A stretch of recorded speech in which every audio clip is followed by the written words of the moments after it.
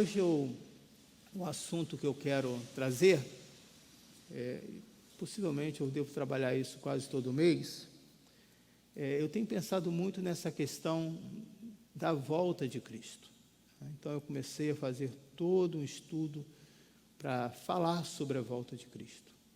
A importância de você entender que aquilo que Ele prometeu, Ele vai acontecer.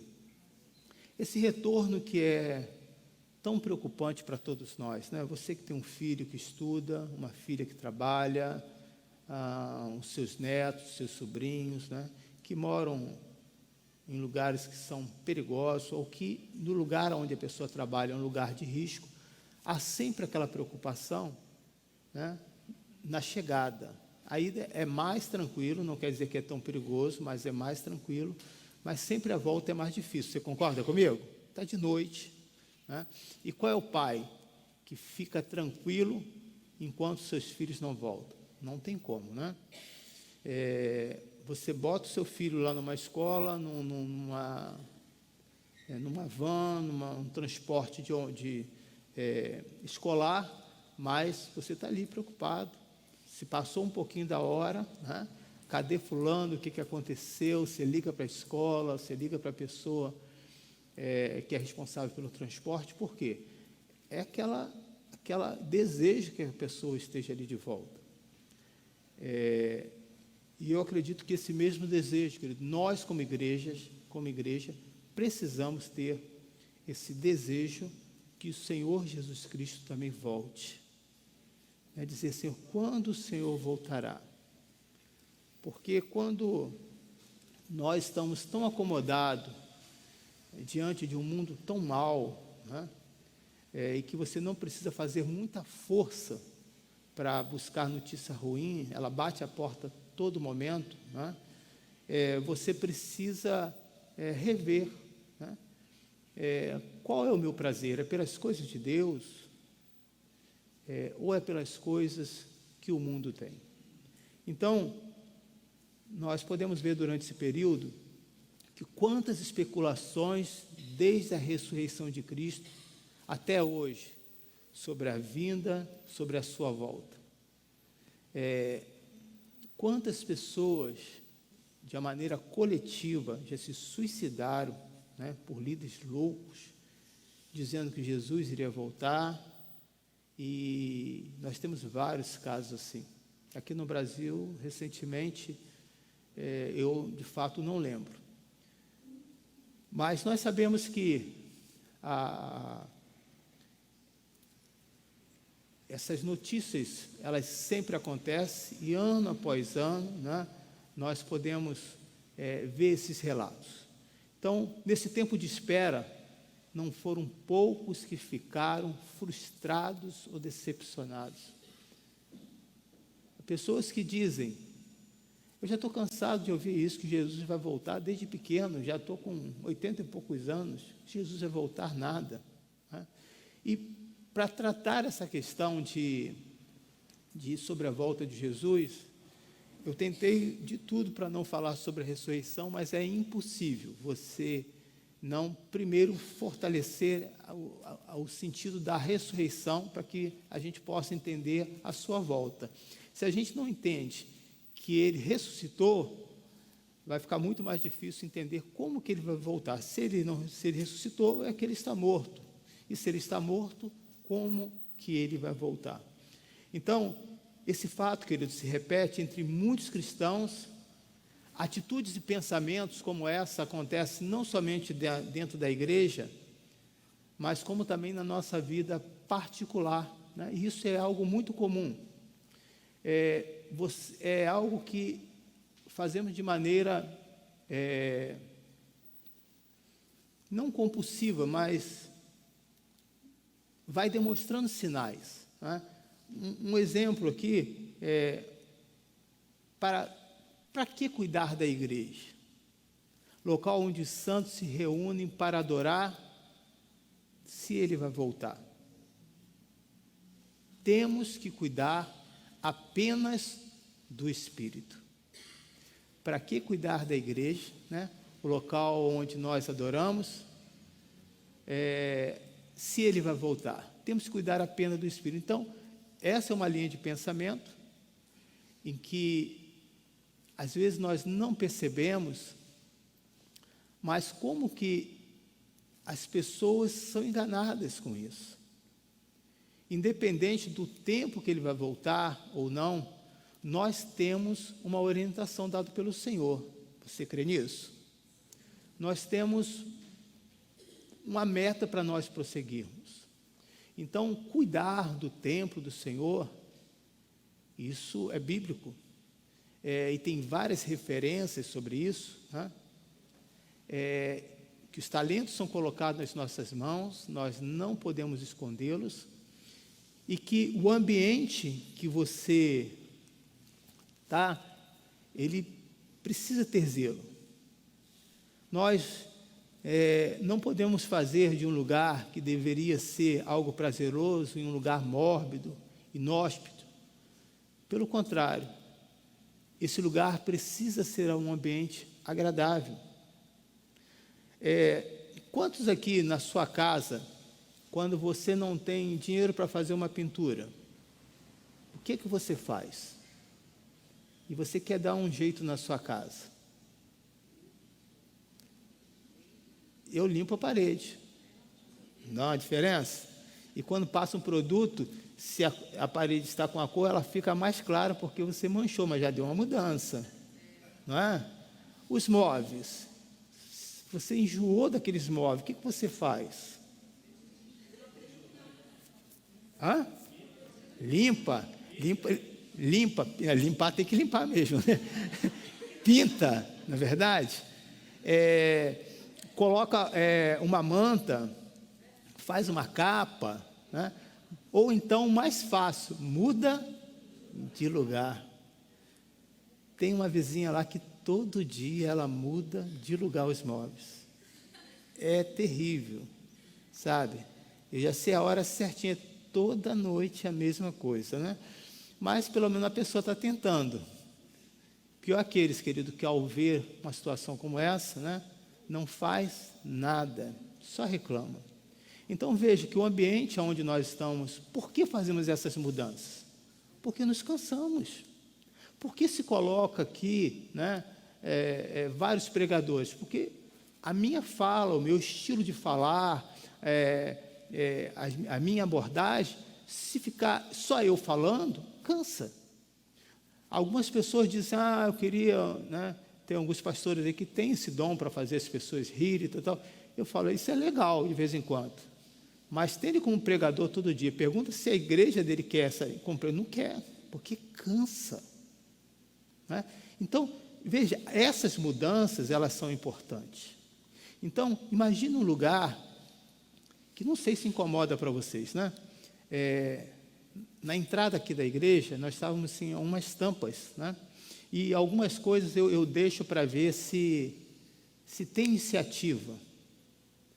Então, ficou aqueles buracos na entrada, né? Nós tínhamos um buraco aqui, do lado direito aqui, isso daqui que você, talvez, na câmera não vai ver, tinha vários buracos aqui, né? O diácono João ajudou, colocou, fez esse trabalho, mas eu fico vendo assim que as pessoas passam e acostumam com isso. Nós não podemos se acostumar com isso, irmãos. E eu permito que essas coisas aconteçam para testar a igreja, para ver qual é o seu zelo, qual é o seu carinho, né? Porque a igreja não é do pastor. A igreja, o pastor é que tem a responsabilidade, mas a igreja é nossa, de todos nós. Então, nós podemos assim observar que esse zelo, ele é importante. Ele faz uma diferença no visual, na preparação do seu coração, né? Ele faz uma diferença no momento que você senta aqui, né? Se nós pudéssemos ter uma cadeira mais confortável, o nosso estilo de pregação não é em prazo longo, né? Então, 1 hora é suportável. Mas se pudéssemos ter uma cadeira melhor, lógico que nós teríamos, óbvio. Né? Então, esse zelo, ele é importante. Nós não podemos usar isso como argumento, porque para que fazer isso se o Senhor voltar amanhã? Não é verdade? E aí eu sempre falo para algumas pessoas, e isso é muito forte entre os cristãos, você sabia disso? E eu falo para algumas pessoas, para que você vai escovar o dente se Jesus vai voltar amanhã? Ou então para aquelas pessoas que dizem assim, por que você vai à igreja sempre? E eu pergunto, por que você sempre assiste aquele jogo? E às vezes o seu time está sempre perdendo. Por que você toma café todos os dias? Ah, porque eu preciso. Assim também somos nós. Precisamos estar na casa do Senhor. Precisamos, irmãos. Você precisa sentir falta, paixão pelas coisas de Deus. Há aqueles que dizem, para que cuidar do corpo? Se vamos morrer e ter um outro corpo glorificado. Olha que espiritualidade, gente. Olha que coisa tremenda. Não cuidar da aparência, querido, de sua aparência, não participam de uma festa, muitos menos cuidam da sua saúde. Eu quero falar desses 3 pontos aqui, que é extremamente importante, né? Não cuidar da sua aparência pode não afetar o outro, porque é dele, não vai afetar em nada, mas em você não querer participar de algumas atividades em família, não vou não, porque essa festa não é de Deus. Você sabia que nem o parabéns, nem o aniversário, é festa pagã? Você não sabe disso. Você não vai ver Jesus comemorando lá durante os 33 anos. Me diz aí, qual foi? Os discípulos estavam, não, é aniversário de Jesus. Tem? Não tem. Então nós sabemos que tudo são festas pagãs. Mas você, quando participa disso em família, em comunhão, você vai se aproximando daquelas pessoas de Deus. Porque a pessoa diz assim, ser crente é isso? Então eu não quero ser cristão. Eu já fui em muitas festas de pessoas que estavam longe do Senhor, pessoas de família, e sabia que eu era pastor, nenhuma oração pedia, pastor, meu primo, vem aqui orar, nem isso. Mas eu ia. E depois de um certo tempo, aquela minha atitude de estar ali participando com eles, sem se contaminar, muitas das minhas primas e sobrinhas, primas, quando tem algum casamento, eles me chamam. E aí eu tenho a oportunidade, diante de realizar o casamento, conversar com eles, trazer uma mensagem e depois poder realizar o casamento deles. Então, veja, essa coisa de você participar, ela é importante sim. Porque, sem você perceber, é isso que você está dizendo. Eu não sou desse mundo. Você não é, mas você trabalha, você come, você descansa, você vê televisão. Essas coisas podem. Então, se você não é do mundo, você tem que se isolar. Você não precisa usar essas roupas, você tem que morar em caverna. Você não precisa de ar-condicionado, você não precisa de fogão, porque você não é desse mundo. Então, veja, é que essas coisas, elas vão mostrando essa teologia em que, ao invés de aproximar as pessoas de Jesus, afasta essas pessoas ainda mais. E vamos agora tratar da parte fundamental, que é da saúde. Essa é a parte mais complicada. Sabe por quê? Porque há um ditado entre muitos cristãos que diz assim, o cristão não bebe, mas o cristão come muito, né? Come muito. E a gente acha isso legal, né? A gente acha isso o máximo. A gente fala de um monte de pecado, mas a gula nessa hora não é pecado. Nem você levar mais, além de comer, levar mais um pouquinho, na sacola. A bolsinha vai cheia de docinho. Isso não é pecado. E aí, as consequências que vai trazer para a sua vida. Pressão alta. Vamos lá, me ajuda aí. Diabetes. Tem pessoas que falam que diabetes é coisa do maligno.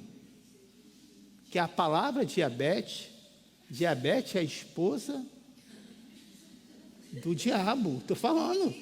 Eu não tenho diabetes. É a esposa do diabo?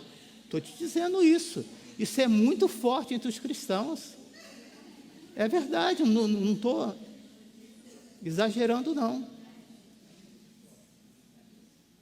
Eu, quando vou pregar em algumas igrejas tradicionais, gente, o pessoal é bom para servir, mas você come, se bobear, você come muito, sabe? E quais as consequências disso? Se fosse só para trazer problema no coração também, derrame, vamos lá, me ajuda aí. Fala aí as doenças aí que você tem. Fígado, hepatite, problema no rins e por aí vai. Nós sabemos que essas doenças... Isso. Então, nós temos visto, muitos jovens hoje já obesos, que é um problema. Mas o estar abaixo do peso também é um problema também, irmãos. Você sabia disso? Eu conheci uma jovem que ela ficava muito decepcionada e ficava mal. Todas as vezes que ela ia doar sangue, não podia, porque estava abaixo do peso. Talvez você não saiba disso. E a pessoa diz, olha, isso para você vai trazer consequências. Isso não é bom. Veja como que esse equilíbrio, ele é importante. Mas o maior problema de você não cuidar aqui, eu vou morrer mesmo, todo mundo vai morrer. Fulano, 90 e poucos anos, pastor, fumava. Está lá vivo. Aí, por isso, você tem que fumar? Essa é a pergunta, Então, observa bem. Quando você não cuida, principalmente da sua saúde, o maior problema não é nem as consequências que você vai ter, porque você decidiu, você não teve controle por aquilo, você não teve uma determinação, você não teve um alvo, mas é o problema que vai trazer para as pessoas da família. Imagina, se tem alguém que se cuida, se trata, tem uma vida saudável, e depois tem que ficar no hospital por tua causa, que meteu o pé na jaca, que comia à vontade mesmo, a vida é minha, isso não vai respingar naquela pessoa? Vai. Mas esse conceito, todos vão morrer mesmo? Comemos e bebemos, que amanhã morreremos. E assim vai. Será que esse assunto vai nos ajudar nessa manhã? Eu acredito que sim. Há um alerta, querido, dado pelo Mestre para a sua gloriosa igreja. Abra aí no livro de Marcos, capítulo 13.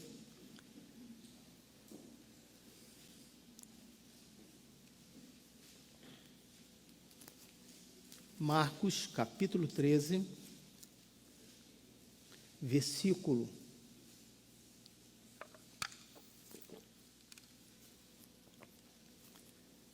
5 ao versículo 6. Mas antes de nós lermos, vamos fazer uma oração? Podemos fazer uma oração? Amém. Senhor, eu quero te pedir esse assunto, que eu quero trazer de uma maneira com leveza, contextualizando bastante, mas com muita seriedade. Porque, Senhor, o Senhor está voltando. Esse é um fato, não é inevitável. Até aqueles que não são cristãos, eles já declaram isso, é o fim do mundo, é o fim dos tempos. Que a tua graça, que a tua presença nos ajude, que esse assunto possa refletir tanto nas nossas vidas, que possamos entender o nosso papel. O dono da sua igreja irá voltar. E não vai cobrar de nós o que nós pecamos ou cometemos de errado, porque isso ele já deixou uma solução para isso. Se confessar os teus pecados, ele virá e te perdoar. Mas ele vai cobrar de nós a nossa função, os nossos talentos que foram colocados nas nossas mãos, para que ninguém fique de fora. E não vai ser o mundo que será cobrado disso, será cobrado da sua igreja, porque ele vai voltar, isso é fato.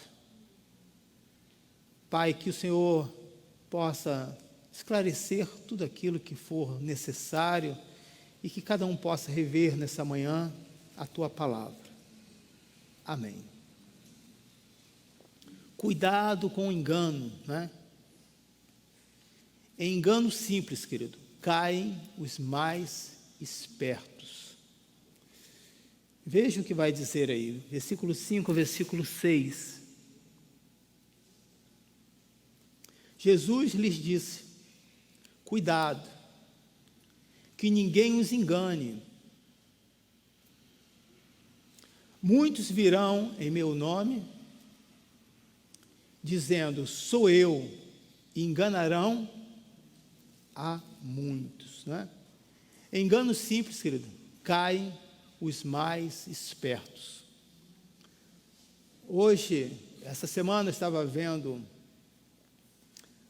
um tipo de fraude, né? Muito simples. E até para você aí que gosta, né? De às vezes comprar coisas na rua. Há um tempo atrás eu fui comprar aqui numa loja um material que era para a igreja, que o valor era R$700. Eu parcelei em 10 vezes. E aí a pessoa digitou, eu vi que essa pessoa não fez por malícia. E de um certo tempo para cá eu passei a conferir, né? Eu tinha só o hábito de pegar a via e pronto. Então, R$700 ela digitou errado. Digitou R$7.000. Né? Então, aí, foi aí quase 90% aí. Um pouquinho mais. Isso poderia passar despercebido, até vir a fatura, e aí você sabe a dor de cabeça que é para a gente resolver isso. Há pouco tempo, essa semana, estava mostrando o novo truque que tem, né, da pessoa que passa vendendo as coisas na rua, e aí fala a venda de ovos, né? Coisa que eu não compro na rua, não compro ovos na rua de maneira nenhuma. Já trabalhei muito com venda de rua para aprender a fazer essa venda, que é muito interessante, mas não compro, né? E aí a pessoa digita, você passa o cartão, a pessoa digita lá o valor, e aí ele vai, cancela e diz, olha, deu erro aqui. Ele vai, digita, se é 100, ele bota R$1.000, e você não percebe, vai lá e dá ok. E aí quando você vai ver uma cartela que custava R$10, passa a ser R$1.000. Né? Porque você não olhou. Então, em engano simples, caem os mais espertos. Jesus vai dizer aqui, cuidado, que ninguém os engane. Muitos virão em meu nome dizendo, sou eu, e enganarão a muitos. A ressurreição de Cristo, querido, era o tema central da igreja primitiva. Devemos tê-la também como centro de nossa mensagem. Precisamos, né, ter esse sentimento guardado no coração de que o Senhor vai voltar. Porque Ele é a garantia da nossa própria ressurreição. Não podemos falar, querido, da volta de Cristo, se não abordarmos aqui a ressurreição. Será que foi fácil para os discípulos, né, os apóstolos, ordenado por esse nome por Jesus, próprio Jesus, a acreditarem na ressurreição? Imagina hoje, você ter ido a um sepultamento e você saber depois por alguém daquele cemitério que diz, olha, vem cá que fulano ressuscitou. Não é assustador? E você fica, como assim?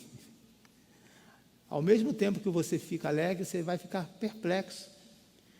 E interessante nesse fato aqui, que foi difícil para os discípulos, porque talvez eu e você já presenciamos casos de pessoas que estavam mortas e ressuscitaram na UTI, no CTI, em estado grave, em que os médicos já deram laudo. Eu conheço fatos, situações de pessoas que o médico já até antecipou o óbito para aquela família. Olha só, tal era a certeza. E aquela pessoa viveu durante muitos anos. Mas no caso aqui dos discípulos, não tinha sido um caso novo para eles. A primeira ressurreição foi da filha de Jairo, né? Depois foi do filho da viúva que morava em Naim. E a última foi de Lázaro, que estava há quantos dias morto? 4 dias. Então, eles já tinham visto esses fatos. Então, por que essas pessoas, né, ficaram tão assustados ou com dúvida, achando que a morte de Jesus teria sido o término? É simples você entender isso. É pelo simples fato de ser algo sobrenatural. Aquilo que não está na nossa esfera da nossa razão, que foge à lógica, em que hoje as pessoas dizem, né, está cientificamente comprovado, como se a ciência fosse 100%. Então, apesar deles mesmos terem sido testemunha da ressurreição de Lázaro, que já estava morto há 4 dias, eles ainda tinham dificuldade. E aí tem um outro fato, além de ser algo sobrenatural. O outro fato importante é que nos outros milagres, nessas 3 ressurreições, Jesus estava presente. Então, quando você está fazendo algo, que está iniciando, vamos supor, você está dirigindo, mas está com um instrutor, você se sente seguro, porque qualquer coisa a pessoa aperta o freio, né? Te orienta e assim por diante. Mas quando você está sozinho, já tirou a sua carteira, me diz aí, é fácil? Não é. Para você, uma das dificuldades que eu tinha era para fazer ladeira. Gente, quando você está início, né? No início era uma loucura. Então, eu morando em São Gonçalo, eu ia, o ponte do momento era o Plaza Shopping de Niterói. Era o único plaza que nós tínhamos aqui. E aí a gente ia subir a rampa. Quando subia a rampa do plaza, o coração ficava... E quando parava alguém na frente? Desesperado. E quantas vezes que o carro enguiçou? A minha sogra é testemunha, lá no plaza. Eu falava, sogra, esposa, desce e avisa todo mundo. E aquele desespero. Olha que situação. Então, nós sabemos que quando há algo novo, você fica, né, naquela dúvida, você fica naquela incerteza. E mesmo eles vendo aqueles milagres, eles se sentiam seguros porque Jesus estava ali. Mas agora, aquele que ressuscitou, essas 3 pessoas, e possivelmente deve ter muitos outros casos que não estão registrados na Bíblia, de milagres que Jesus fez, com relação à ressurreição, agora o mestre já não estava presente. Então, aquilo que se trazia segurança, confiança, faz com que a pessoa se sinta inseguro. Como é que vai ser? Será que eu vou conseguir? Mas se ele realizou os milagres e agora ele está morto, então ele não pode fazer milagre para ele mesmo? Será que é isso? Então, essas especulações, elas já existiam. E um outro ponto importante, no Evangelho de João 20, versículo 9, aqui há um comentário, né, que vai dizer assim: eles ainda não haviam compreendido que, conforme a Escritura, era necessário que Jesus ressuscitasse dos mortos. Eles ainda não haviam compreendido. Vamos lá, quem foi o professor deles? E como que ele era chamado? De professor? Mestre. Uma pessoa que tem um mestrado é a pessoa que hoje está habilitada a ensinar, né? E ensinar nas faculdades. Eu tenho um mestrado. Jesus tinha um mestrado. Ele já naquela época já estava no maior nível de conhecimento, de informação, já desde o período de assim, adolescente. Mesmo assim, eles não conseguiram compreender. Por quê? Nós sabemos disso. Porque eles não tinham ainda recebido o quê? O Espírito Santo de Deus. Eles tinham uma compreensão parcial, mas não uma compreensão completa, como hoje nós podemos ter, irmãos. Onde o Espírito Santo vai nos ensinando, vai nos educando, vai nos revelando, vai trazendo o conhecimento.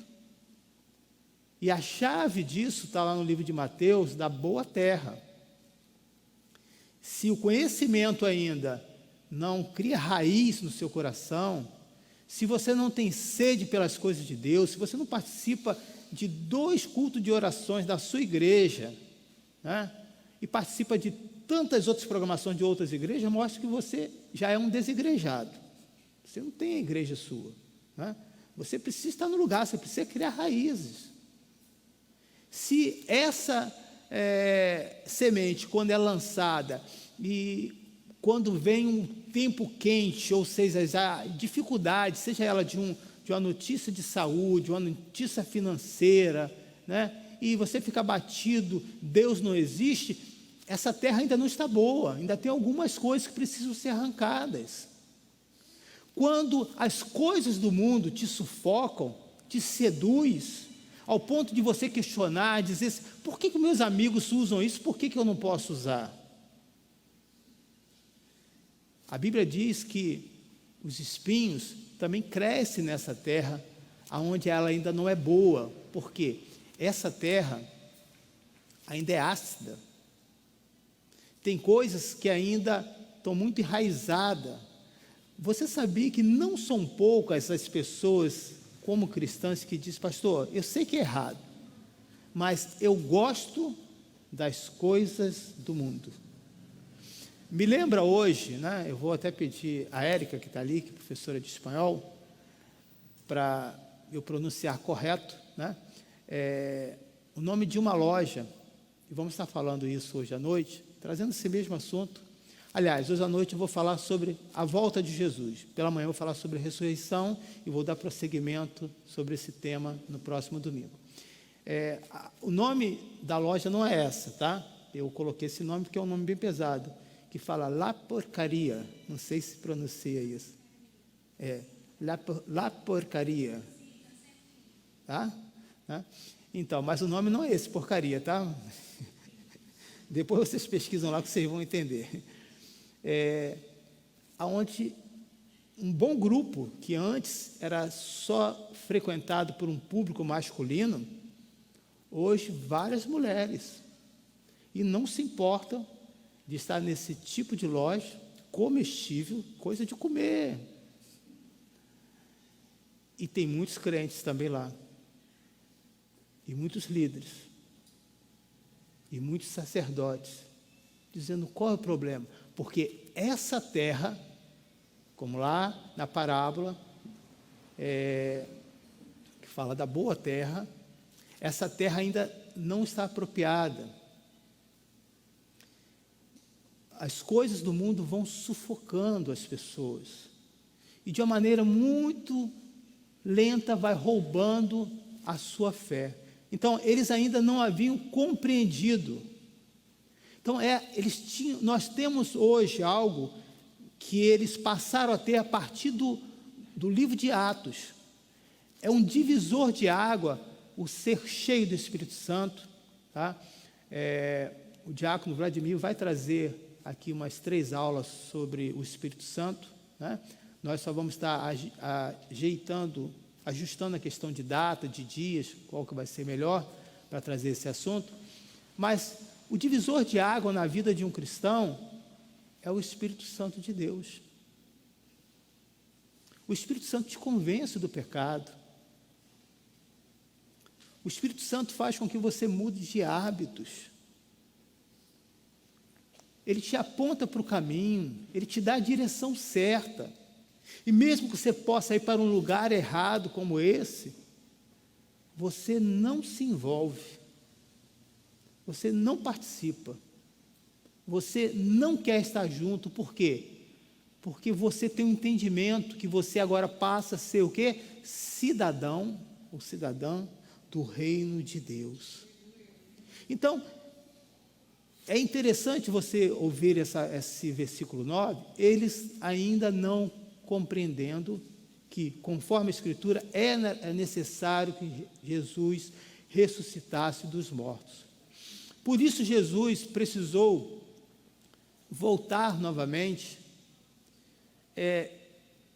para tirá-los daquele lugar trancado, por medo, para depois ir pessoalmente, quando estavam reunidos novamente, conversar com Tomé, e depois novamente ir com eles quando estavam em uma pescaria. Tal era a situação que eles estavam passando naquele momento, de muita tensão, de muita dificuldade. Então hoje eu vejo que um dos maiores pesos que nós como crentes carregamos é justamente isso. Nós queremos manter uma santidade que ela não brota do coração. Quando você que é cristão tem uma vida de santidade que surge naturalmente, fruto do Espírito, não é peso para a sua vida. O que se torna peso para a sua vida quando aquilo é imposto pela igreja, quando você faz algo pensando que tem alguém por perto, né? Então você está querendo sempre manter uma aparência de algo que você não é. Mas quando você está na sua casa, qual é o seu esforço que você tem? Nenhum. Ali você é do jeito que você é, natural. É assim que nós temos que ser com o Senhor. Nós não precisamos, eu não preciso dizer aqui quantas vezes eu oro, porque a Bíblia vai contra isso. Eu não preciso dizer quantas vezes eu jejuo, e nem preciso toda semana jejuar, ou todo mês, ou todo dia, mas segundo aquilo que o Senhor colocar no meu coração. Se o Senhor pede, e você entende, aquilo não passa a ser peso, passa a ser algo natural na sua vida. E aí você passa a ter o que? A compreensão. Então, o que era peso para aqueles discípulos naquela época, Jesus voltou. E Jesus precisou reforçar isso. Foi preciso Jesus aparecer só para eles por 3 vezes.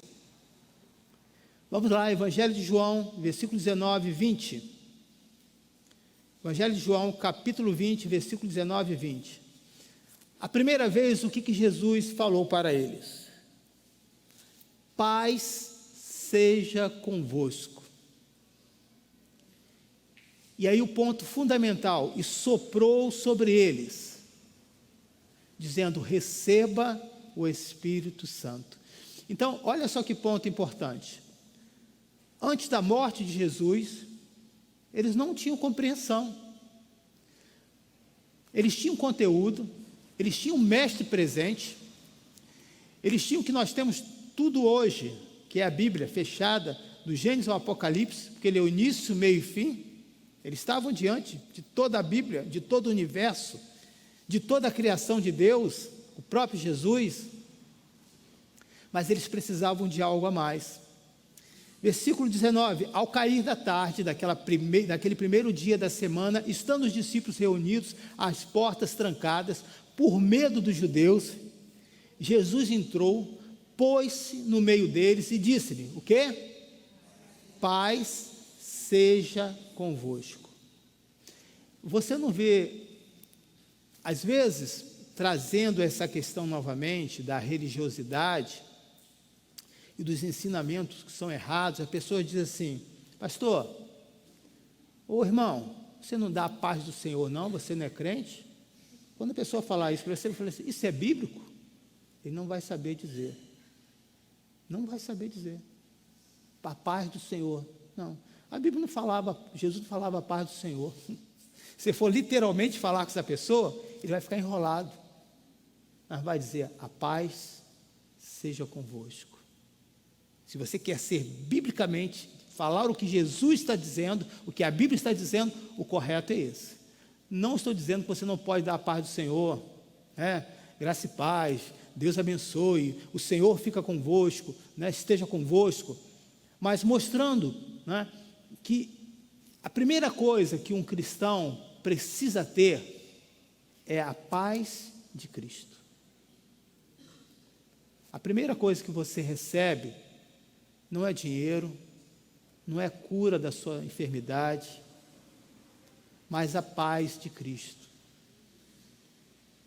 Eu não sei se nem todos aqui, graças a Deus, viveram num lar assim, mas quem viveu no lar em que a pessoa é viciada, tem um pai que bebe, de um lar de pessoa, de família divorciada, que é extremamente difícil, que mora ou já morou na casa de uma outra pessoa, é difícil ter paz, irmãos.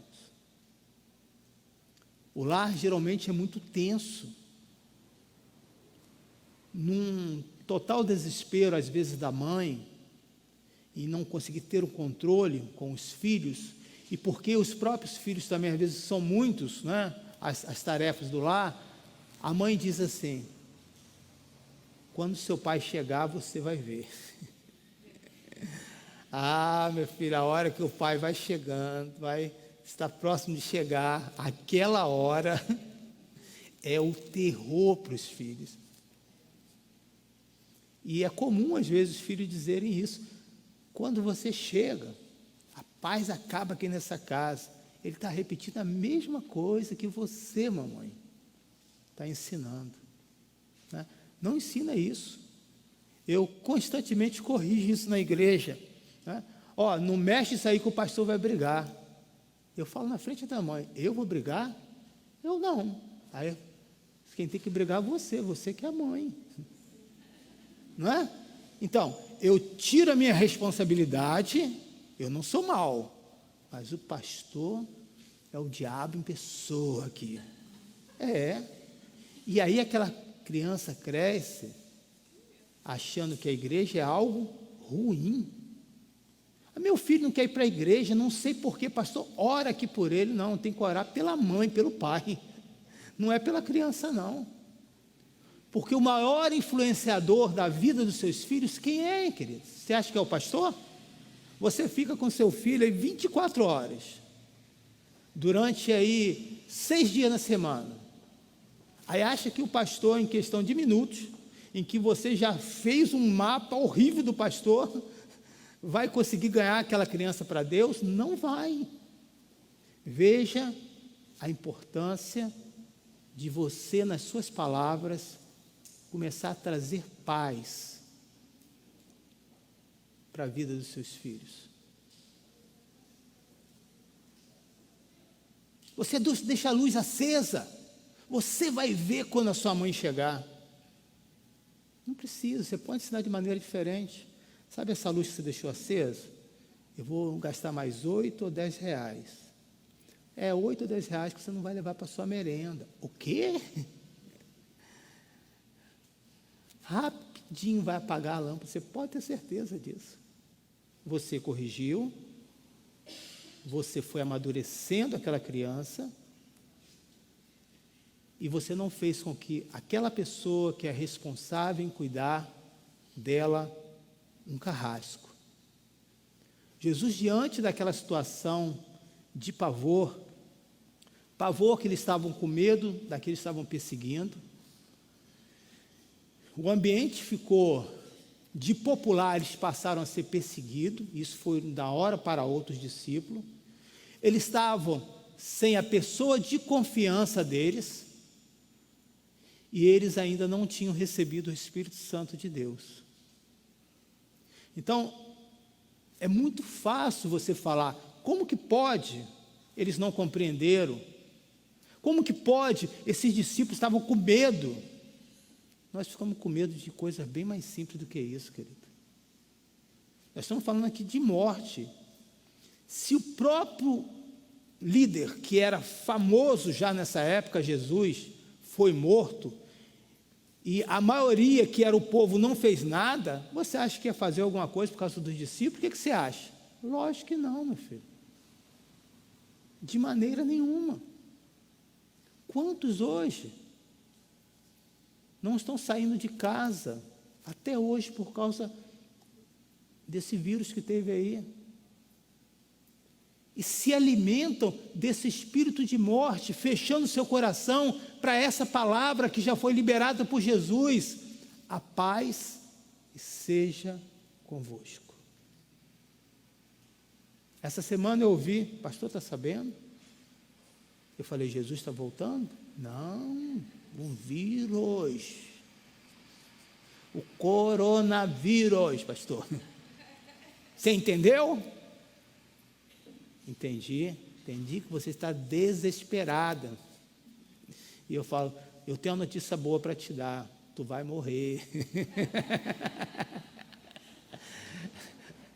Mas o Senhor vai estar contigo. Pastor malvado, né? Para dar um desperta na pessoa. Essa semana a pessoa está falando comigo, acho que já está na quarta vacina, né? Quinta, né? Está na quarta aí. Não, agora vai ser como gripe, todo ano vai ter que tomar. Eu falei assim, não vou entrar em detalhe aqui, tá, para não influenciar vocês.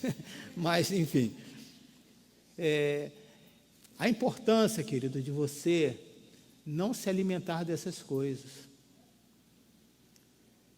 É possível que a gente esteja trancado em muitos momentos da nossa vida, apavorado. Todos nós temos medo, é impossível não ter. É impossível. Quem aqui, quando vai para uma mesa de cirurgia, diz, estou tranquilo? Não está, querido. Mesmo que você fale. Quando a pessoa vai aferir a sua pressão, a minha geralmente é 12/7, certinha. A minha, no caso, abaixa, vai para 10/5. Quando eu fiz a cirurgia de apêndice, o médico falou, você está nervoso? Não. Ele falou, mas sua pressão está... Eu falei, não, só estou preocupado com uma coisa, porque você não erre na cirurgia. Ele falou o quê? Não é mudança de sexo. Aí ele ficou rindo.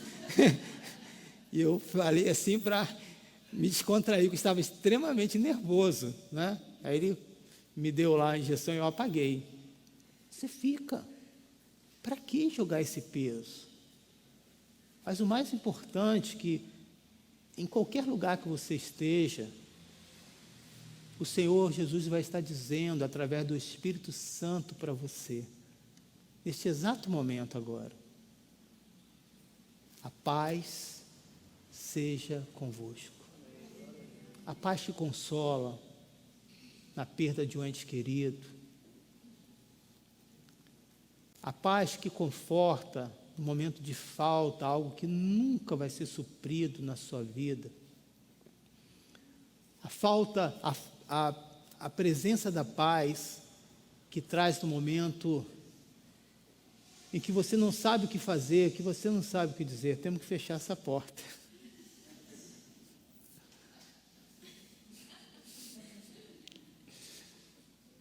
Eu era para ser mais discreto, desculpa. Eu agora fiquei com vergonha. Ao cair da tarde daquele primeiro dia da semana, versículo 19 e 20, vamos lá, 19 e 20. Ao cair da tarde daquele primeiro dia da semana, estando os discípulos reunidos a portas trancadas, por medo dos judeus, Jesus entrou, pôs-se no meio deles e disse o quê? Paz seja convosco. Tendo dito isso, mostrou-lhe as mãos e o lado, e os discípulos alegraram-se quando viram o Senhor. Ele não só precisou dar a paz, ele precisou mostrar. E por que ele mostrou o lado, a mão e o lado? O lado foi a parte final que os soldados executaram para mostrar que todos estavam mortos. Uma vez espetando o lado direito, ou esquerdo, não lembro o que agora, acho que foi o lado esquerdo, se eu não me engano, ali dava o sinal de que de fato aquelas pessoas estavam mortas, então era o atestado de óbito para aquelas pessoas. Então Jesus mostrou a parte, vamos dizer assim, física. Não era só uma questão de palavra. É isso que nós precisamos entender.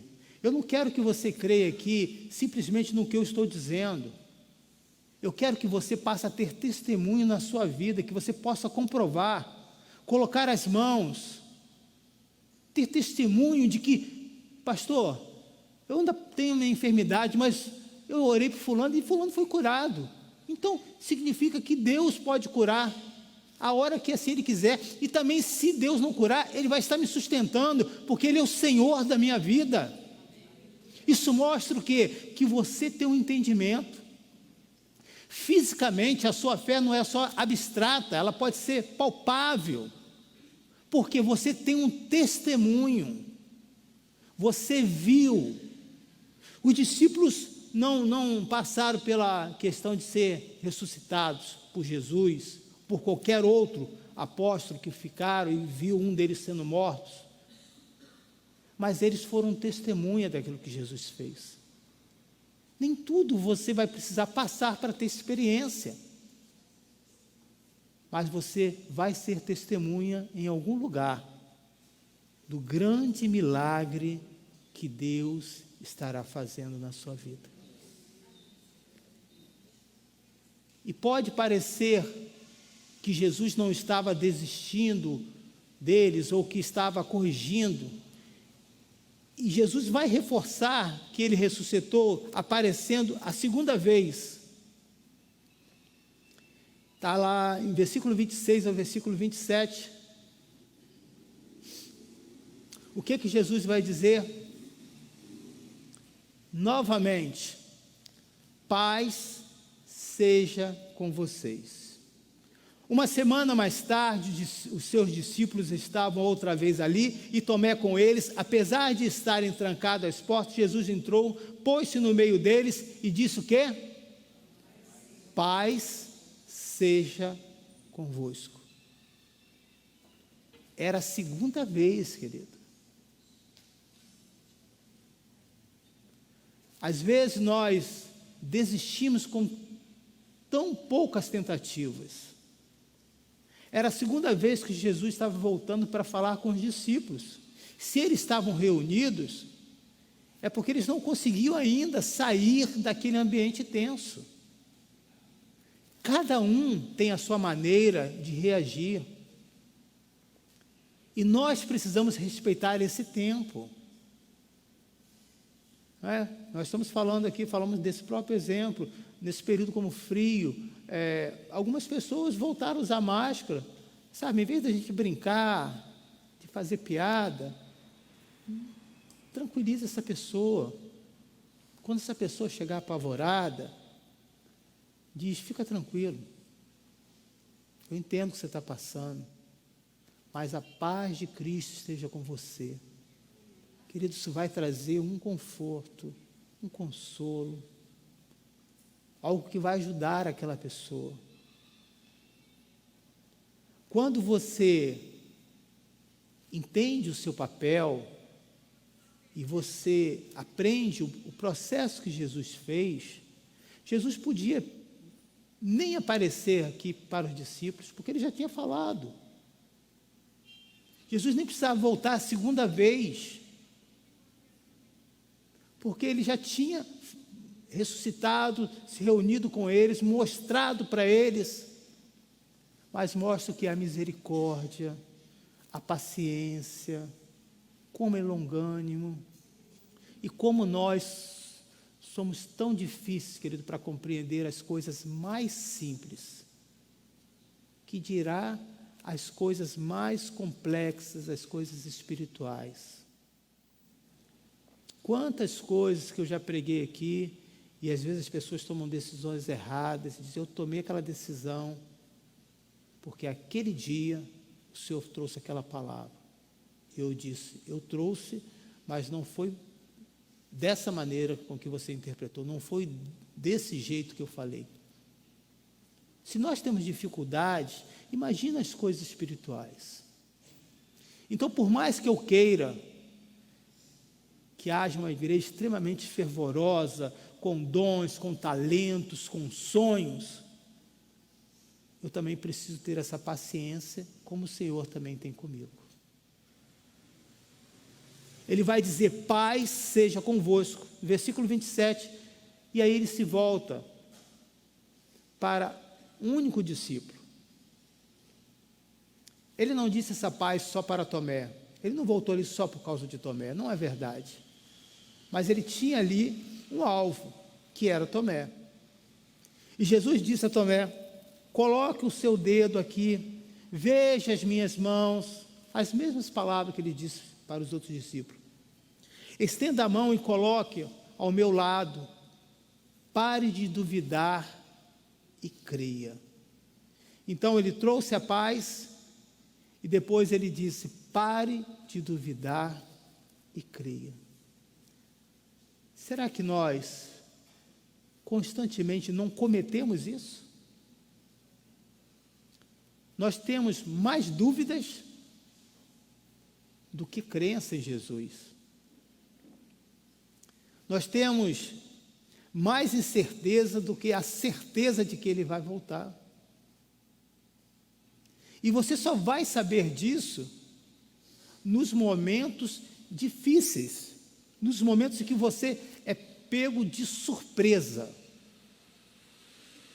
Sabe aquele ímpeto que existe? Aquela coisa que você faz impulsivamente, em que você perde o controle, e depois você fala, como que eu fiz isso? Para você foi surpresa, mas para Jesus não foi. Mas Ele permitiu para que você possa aprender a ter essa mudança, para que você não duvide que mesmo com essas dificuldades, Ele ainda é capaz de fazer grandes mudanças na sua vida. Tomé, querido, mesmo com as suas limitações, foi tremendamente usado pelo Senhor Jesus. Nós conhecemos apenas como uma pessoa incrédula, mas quando o Senhor deu essa palavra para Tomé, e a partir do momento que ele recebe essa porção do Espírito Santo, esses homens tiveram uma vida mudada. Isso se chama conversão. Existe uma diferença muito grande em você aceitar Jesus e ser uma pessoa convertida.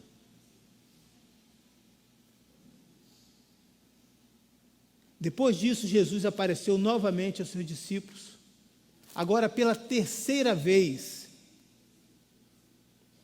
Só que agora não estavam todos os discípulos, estavam ali apenas 7.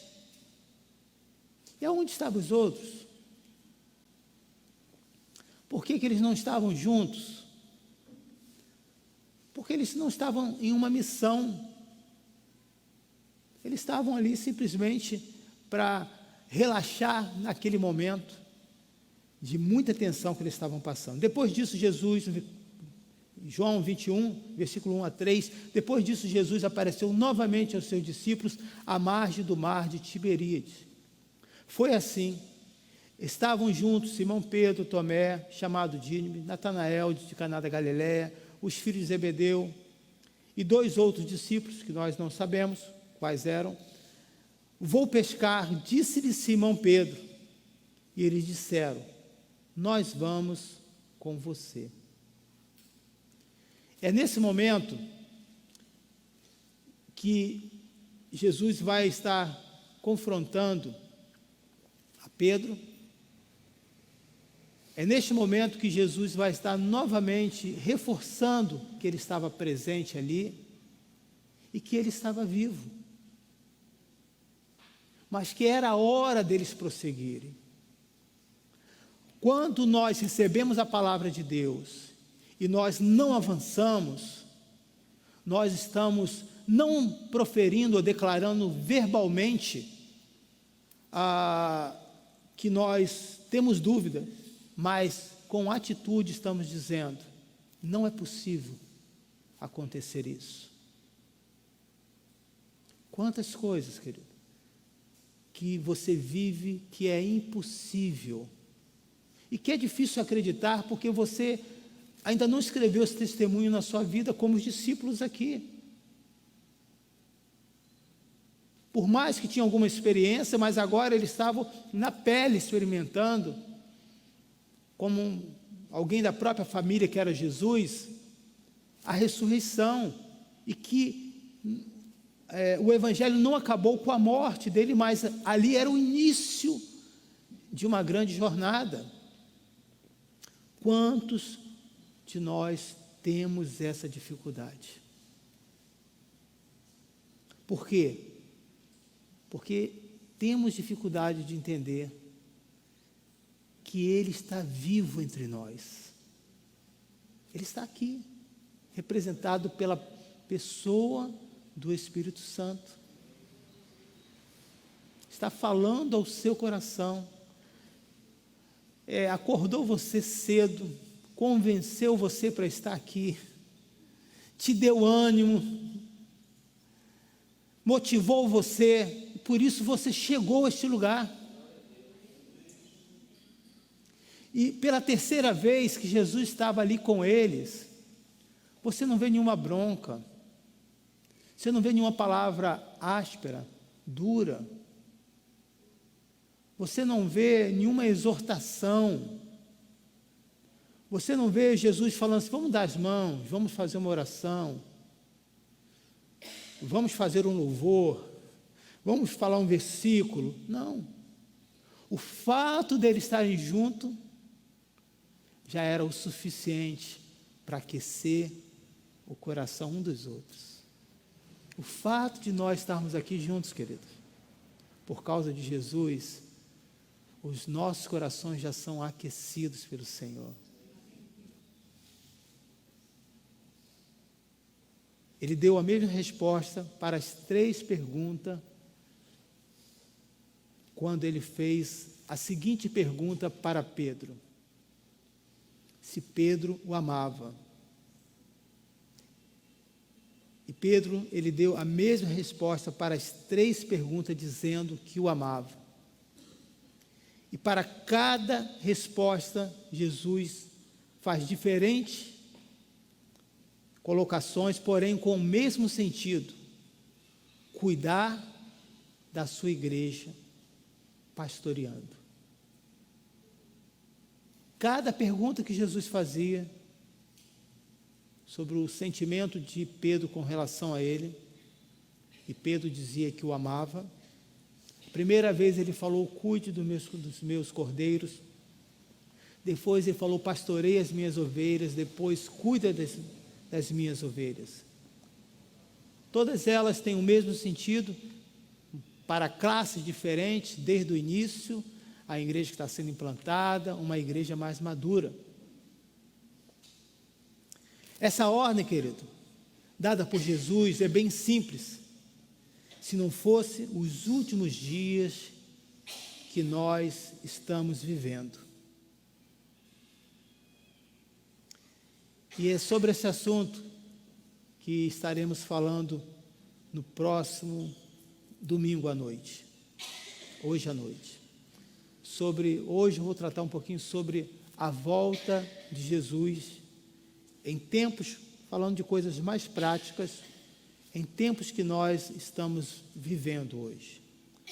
Mas observe aqui um ponto que eu estarei falando também hoje à noite sobre a influência que esse homem, Pedro, ele tinha sobre a vida dos discípulos. E a influência que nós precisamos exercer nos dias de hoje e não ser influenciado por esse mundo. Se Jesus veio e voltou até essas pessoas no momento de dificuldade, Jesus também há, querido, de voltar quantas vezes for necessário para trazer a paz ao seu coração e para fortalecer a sua alma. Você pode curvar a sua cabeça. Enquanto a igreja estará louvando ao Senhor, os obreiros estarão passando os elementos da ceia, e que você possa refletir sobre isso. Será que eu creio que Ele ressuscitou? Será que eu creio que Ele está entre nós?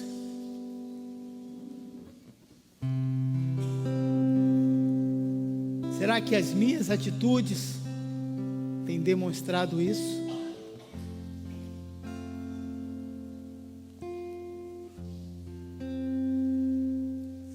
Pai, nos ajude.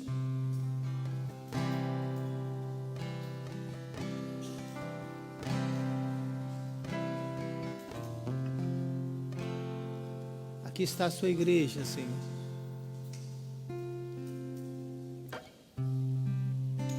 Temos tanta dificuldade em cuidar das coisas tão simples, imagina das coisas espirituais. Deixa o Espírito Santo falar com você. Existe um rio, Senhor, que flui do teu grande amor, águas que correm do trono, águas que curam, que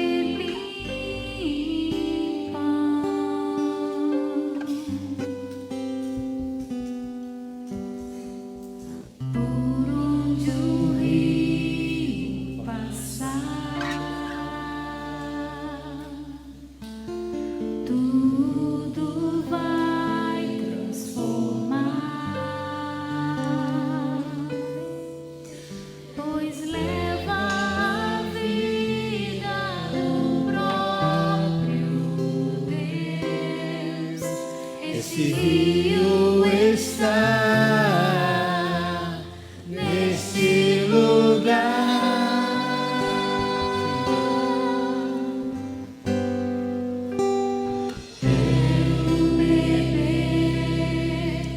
No teu rio, Senhor, sacia minha sede, lava o meu interior.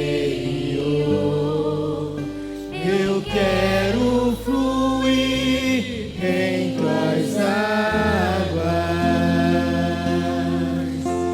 Eu quero beber da tua fonte, fonte de águas vivas. Tu és a fonte, Senhor.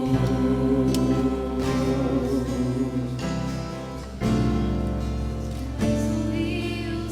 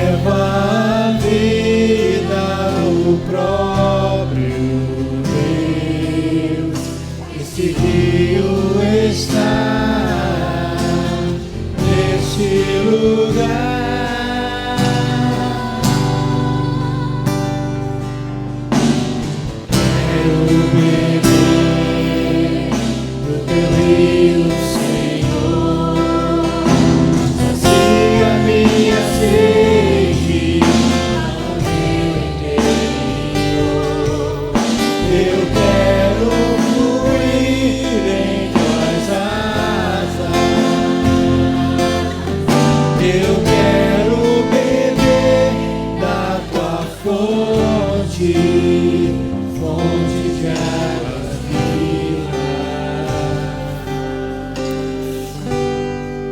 Tu és a fonte, Senhor. Ele é a fonte da sua vida. Ele é a esperança. Ele é essa autoridade. Ele é aquele que venceu a morte e ressuscitou ao terceiro dia. Ele está entre nós. E se Ele ressuscitou, significa que Ele voltará novamente. Eu vou para o Pai para preparar lugar, mas eu voltarei.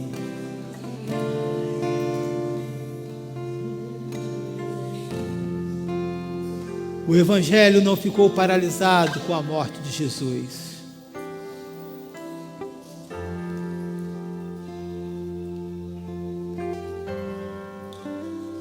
Pelo contrário, ele foi influenciando gerações após gerações. E foram muitas as tentativas para fechar a sua igreja.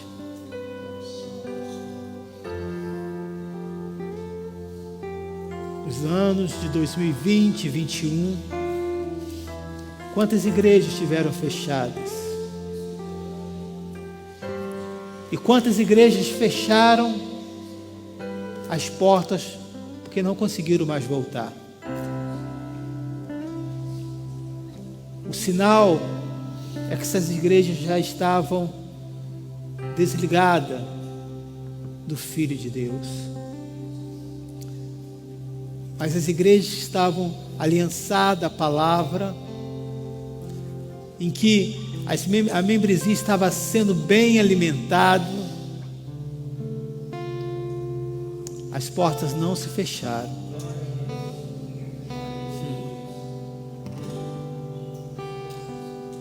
Por incrível que pareça, maior foi o número de pessoas que voltaram e se converteram do que aqueles que se esfriaram e se afastaram. É a palavra do Mestre. Só Ele, no momento de maior tribulação do ser humano, em que está preso, trancado no seu coração, só Ele é capaz de entrar e dizer: paz seja convosco. A Tua palavra, Senhor, nos dá equilíbrio. A Tua palavra, Senhor, abre as nossas mentes, nos dá sede em ouvir a Tua mensagem, em querer estar em comunhão e ser fortalecido cada vez mais no Senhor. Obrigado, Deus. Obrigado por aqueles que permaneceram de pé, que aproveitaram esse tempo, e para mim foi um tempo muito especial. E eu acredito que para muitos irmãos não foi um tempo ruim, foi um tempo maravilhoso, aonde as nossas vidas não pararam, os nossos cultos não deixaram de existir, o nosso contato, a nossa prática do cristianismo, ele continuou como tudo normal, porque a paz de Cristo chegou ao nosso coração. O Senhor aqui visitou os seus discípulos 3 vezes, mostrando que Ele volta e voltará quantas vezes for necessário para te visitar, porque Ele te ama, porque a Tua palavra é viva, porque a Tua palavra é poderosa.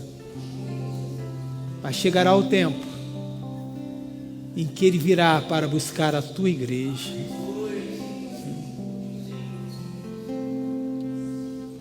Aqueles que estarão mortos ressuscitarão.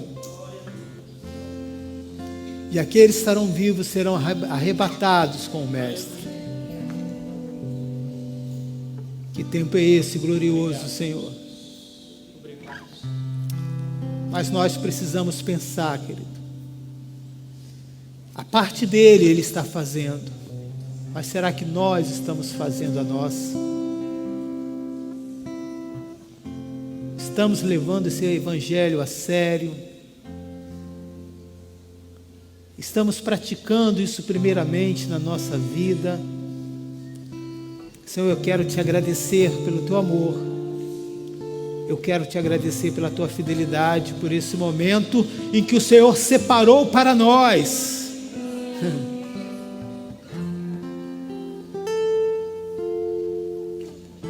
O mestre, ele tinha as suas didáticas, a sua maneira de ensinar e as suas estratégias. Ele não começou o seu ministério falando da ceia. A ceia é aquele momento em que você precisa parar, rever quantas coisas que você está desnutrido na sua vida espiritual e se alimentar desse corpo sadio que é Jesus, e receber o sangue do Cordeiro sobre a sua vida, perdoando os seus pecados. Pai, eu entrego nas suas mãos e já te agradeço, ó Deus, por eu estar aqui com a tua igreja, por eu estar aqui com os nossos irmãos e por saber que a presença do teu Espírito está nesse lugar. Você pode erguer esse pão ao Senhor e dizer: eu recebo o teu corpo, eu recebo o teu corpo e eu faço parte desse corpo contigo, Jesus. E eu quero ser esse membro desse corpo que não esteja adoecido na minha alma, na minha mente, produzindo enfermidades para o meu corpo, mas eu recebo de ti a tua paz, que vai trazer equilíbrio físico, emocional e espiritual para a sua vida. Se você crê nisso, diga amém. E comamos todos juntos para a glória do Senhor.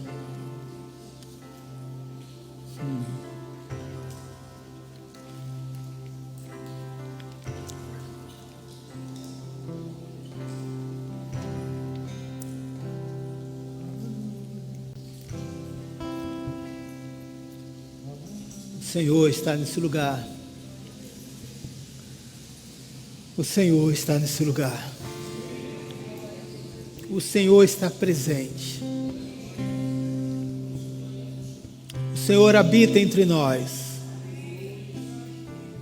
O Senhor seja glorificado.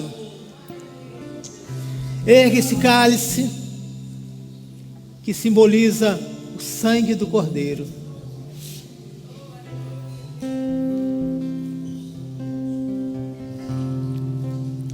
Não é um sangue qualquer, querido.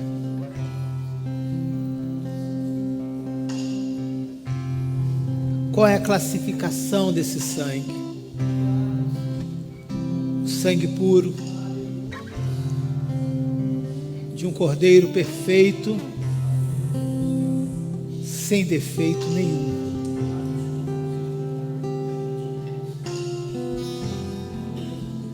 Quantos sofrem em busca dessa perfeição, Deus, se não consegue, você pode alcançar essa perfeição imitando os passos do Mestre.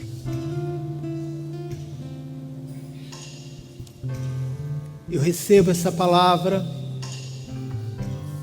eu recebo esse cálice da vida. Diga isso para o Senhor Jesus. O cálice que me trará paz, a paz do Senhor. Senhor, nesta manhã estamos aqui cumprindo uma ordenança de Jesus. Todas as vezes que nos reunimos, fazer isso em memória de mim. Quantas coisas, Senhor, o Senhor te perdoou.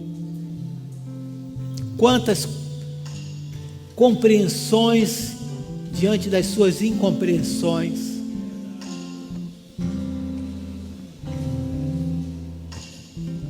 Quantas palavras de coragem no momento de rebeldia, de ignorância, de falta de entendimento.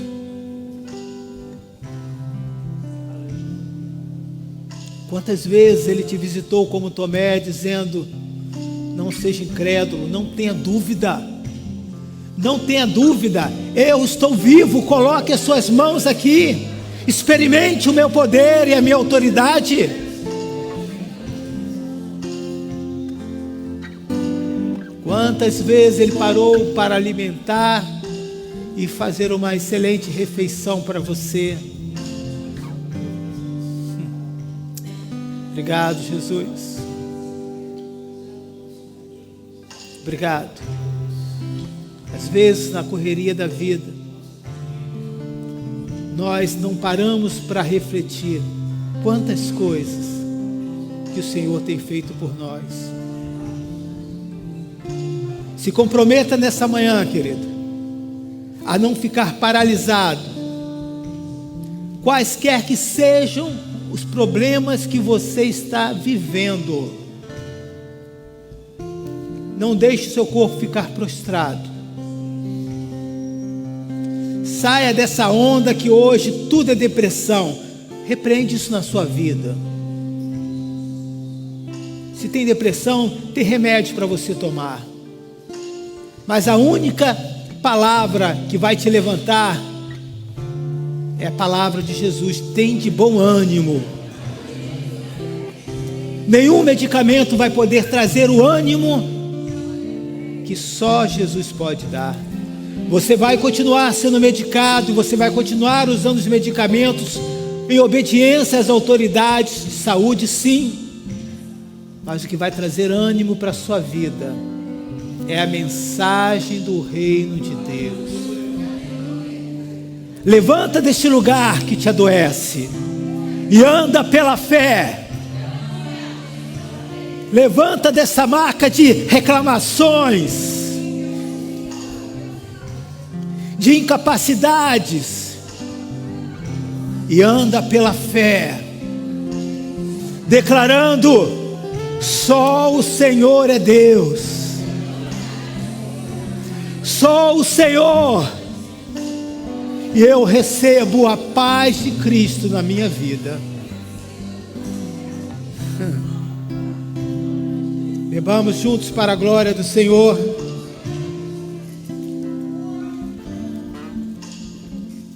Aleluia. Se você recebeu esse cálice da bênção, dê glórias ao Senhor nessa manhã. Aleluia.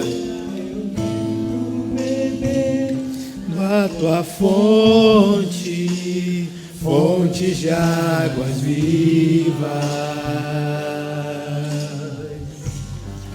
tu és a fonte, Senhor. Existe um rio.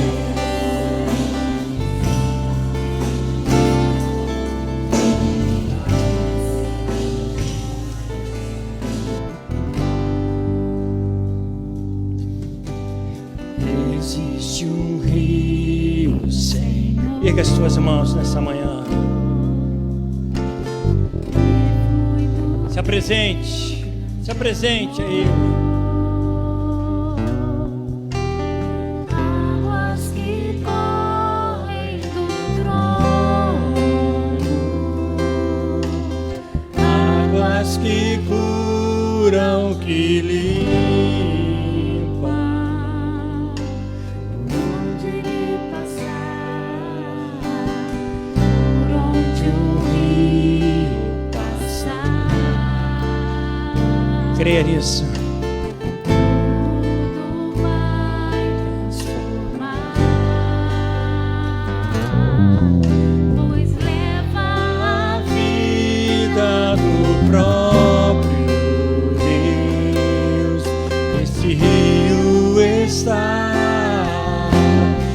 neste lugar.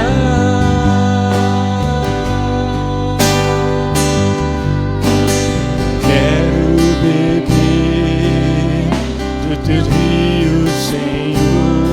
Aquele que tiver sede, diz a palavra do Senhor. Oh Jesus,